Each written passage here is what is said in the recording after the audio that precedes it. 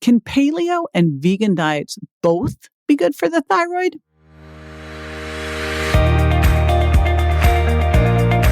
This is JJ Virgin, 4-time New York Times bestselling author, celebrity nutrition expert, and fitness Hall of Famer.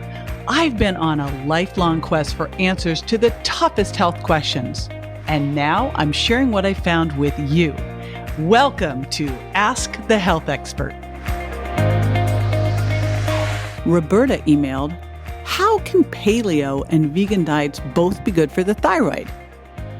That is an interesting question, and I went and got the perfect person to answer this question.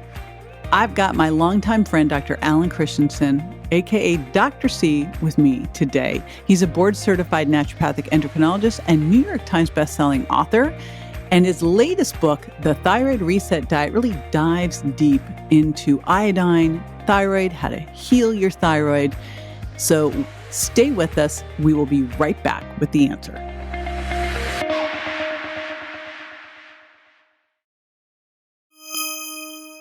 There are many stories of people who have gone on paleo diets or autoimmune paleo diets or vegan diets or gluten-free diets or gluten-free dairy-free diets, and they felt that their thyroid function has gotten better from that.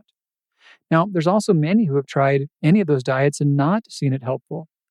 What we know from medical research is that those on autoimmune paleo diets, they've not been shown to change thyroid levels, but they did improve thyroid symptoms in some people.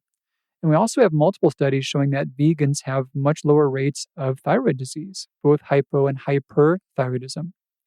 There have been studies on gluten-free diets for those with and without celiac disease, and in groups, they don't seem to help thyroid function. But nonetheless, there are individuals who have said, yeah, that did work for me, however. And I've struggled with that. I believe people. I don't doubt that their experience is valid. But yet the group studies have not shown anything quite like that except for vegans. And then I realized that what I've talked about with iodine, there's a common thread. We now know that reducing iodine enough can reverse thyroid disease for some people. So I put together some databases showing how much iodine is in certain foods. You can find this on iodineinventory.com. There's a free app that you can plug in various foods and see what your iodine intake is. And I built standard menus using the most popular foods for the standard American diet, the autoimmune paleo diet, and vegan diets. And so plugging in breakfast, lunch, dinner, snacks, salt, and then the amounts, and then the iodine content, I did the math. So the standard American diet, well, and there's a range on these things too, because iodine levels can vary a lot.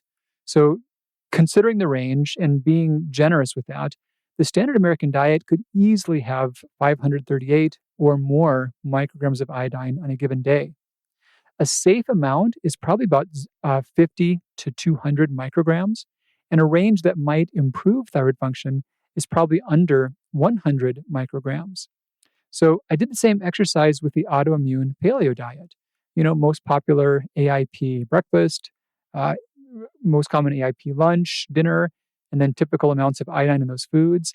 What I came with was about probably 72 micrograms for a typical day's intake. So way less than the standard American diet. So those that have gone paleo or autoimmune paleo, they've plummeted their iodine intake. And that's because some of the biggest outlying iodine sources are egg yolks, dairy foods, processed grains, and certain types of seafood and certain salts. And many of these get cut out on AIP diets, so they end up being lower. Now, vegan diets, same thing. I did the exercise of most popular vegan breakfast, lunch, dinner, average iodine intakes. The vegan diets probably run around 40 to 50 micrograms of iodine per day. And same thing, they've cut out the dairy foods. If they're reasonably healthy, they've cut out the processed grains. They've cut out the seafood and the egg yolks. So a lot of these big sources are not there. So these diets have probably improved thyroid function because they've inadvertently been low in iodine. Yet that wasn't their stated goal, and it wasn't done with intention.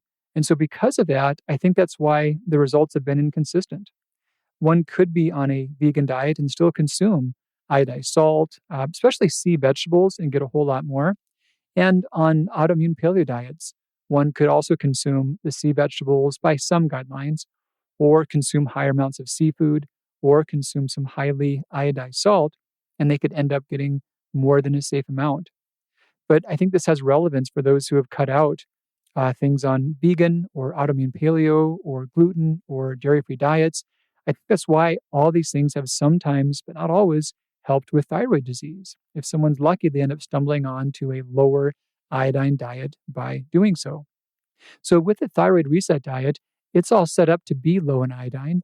And if someone already is vegan or AIP for other reasons, that's totally cool. They don't have to change. There's some small things they can take into account to make sure they are consistently staying at a good iodine target, but they don't have to give up the habits they've already gone with. And if someone else is just on a healthy diet and they don't want to be stricter than they need to be, they just want to focus on their thyroid, it's actually pretty easy because there's no massive food groups to cut out.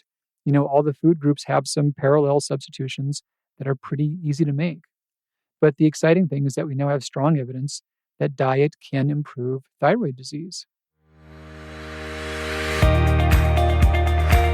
This is JJ with Ask the Health Expert. I do this 5 times a week, so make sure you never miss a show by going to subscribetoJJ.com.